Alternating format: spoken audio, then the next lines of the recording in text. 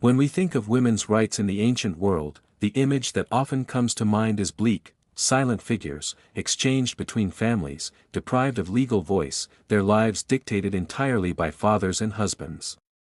Mesopotamia, with its patriarchal structures and male-dominated public life, seems at first glance to fit that stereotype perfectly. Yet when we turn to the clay tablets of the Neo-Babylonian Empire, circa 626 to 539 BCE, a more nuanced and frankly surprising picture emerges, especially when we look closely at marriage contracts and dowry arrangements. Neo-Babylonian marriage contracts were not romantic documents, they were legal instruments, meticulously drafted and witnessed.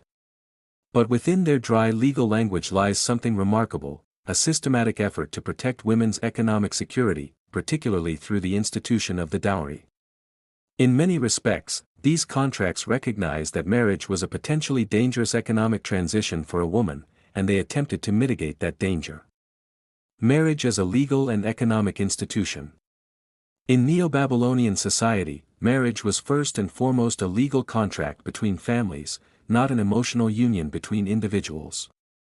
Love may have existed, but it was irrelevant to the law. A marriage became valid only when a written contract was drawn up, witnesses were present, and obligations were clearly defined. The contract typically named the bride and groom, their fathers or legal guardians, the dowry, sariktu, penalties for divorce, inheritance arrangements, and clauses governing widowhood. This bureaucratic structure may feel cold to modern readers, but it served an important function. It made marriage legally enforceable, and crucially, it allowed women to be named as direct beneficiaries of specific protections. The dowry, not a gift, but a safeguard. The dowry was property transferred from the bride's family to the bride herself at marriage. This point cannot be stressed enough, the dowry did not belong to the husband. He merely administered it during the marriage. Dowries could include silver, often weighed and recorded precisely, land, slaves, household furniture, textiles, jewelry. In legal terms, the dowry remained the woman's personal property. If the marriage ended, through divorce or the husband's death, the dowry was to be returned to her or her natal family intact. This arrangement functioned as a kind of ancient social insurance. A woman who lost her husband was not supposed to be left destitute, dependent on charity or male relatives. Her dowry was her economic lifeline. Divorce clauses and female protection. Divorce was legally possible in Neo-Babylonian society, though it carried serious financial consequences, especially for men. If a husband divorced his wife without legal cause, he was required to return the dowry in full, and often pay an additional compensation, sometimes equivalent to a year's income. Some contracts explicitly stated that the husband could not alienate the dowry, he could not sell it, pawn it, or give it away. If he did, he was legally obligated to replace its full value. In cases where the wife initiated divorce, the outcome depended on the reason. If she was proven guilty of misconduct, she might lose part or all of the dowry. But the burden of proof mattered. These were court-based decisions, not arbitrary punishments. What stands out here is the legal recognition of women as economic actors. A woman was not simply absorbed into her husband's household with no safeguards. The law anticipated conflict, failure, and injustice, and tried, within its limits, to regulate them. Widowhood and long-term security. Widowhood was one of the greatest risks for women in the ancient world, and Neo-Babylonian contracts addressed it directly. If a husband died, the widow generally retained her dowry, remained in the household, and received support from the estate. If she remarried, she usually took her dowry with her, unless the contract specified otherwise.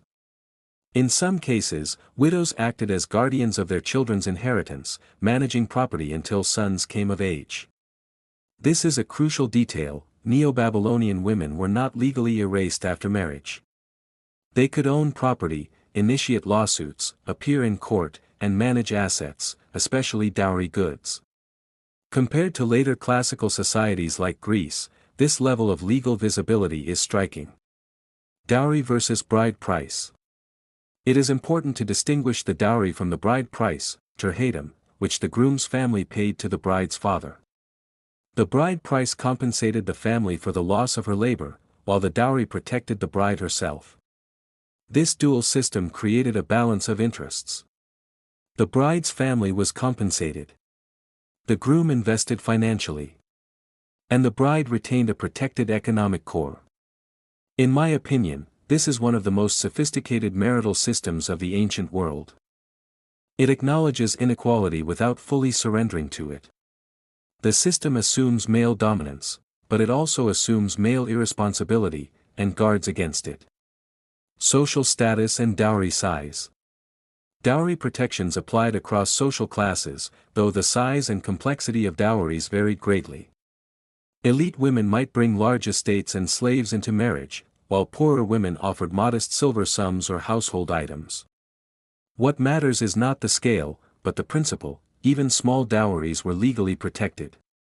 Clay tablets from ordinary families show the same concern for restitution, return, and accountability as elite contracts. This suggests that dowry protection was not an aristocratic privilege, it was a normative legal expectation. Limitations and realities. We should not romanticize the system. Women were still under male authority, marriages were arranged, and punishments for female misconduct could be severe. A dowry did not guarantee happiness, freedom, or equality. But history should not be judged only by modern ideals. Within its own cultural and temporal context, the Neo-Babylonian marriage contract stands out as a pragmatic attempt to reduce women's vulnerability in a deeply patriarchal society. The law did not seek to liberate women, but it did seek to prevent their total dispossession. And that distinction matters. Why this still matters? These contracts force us to rethink simple narratives about oppressed ancient women. They show that legal systems can be patriarchal and protective at the same time. They also remind us that economic rights often precede social equality.